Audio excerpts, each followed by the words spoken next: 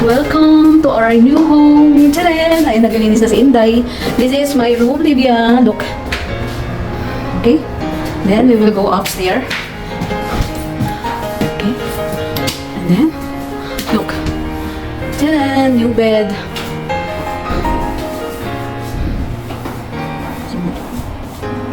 Then,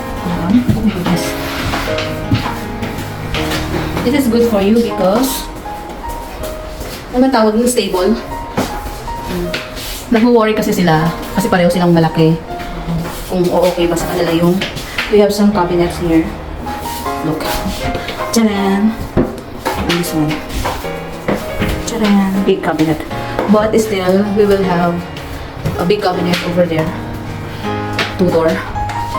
This is my computer corner or office corner or whatever. I will put my table there. So far so good. Ready to relocate. And this is Jessa's room. Same size, same, you know. And this is a soundproof room based on them. This owner. Yan. If you will see this one, this room has a balcony look. So good. Looks like hotel. Oh my God. Ang ganda, diba? And then, tcharan! It has balcony. But this room is expensive. Oh my God. I cannot afford this.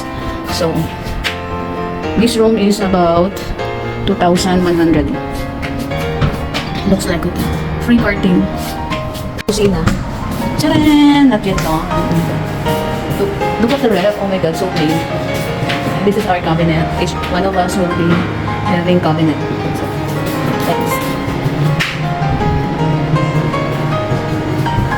Parang mas gusto ko sa taas na lang tayo, girl, no? Kasi parang sa taas na lang tayo, no?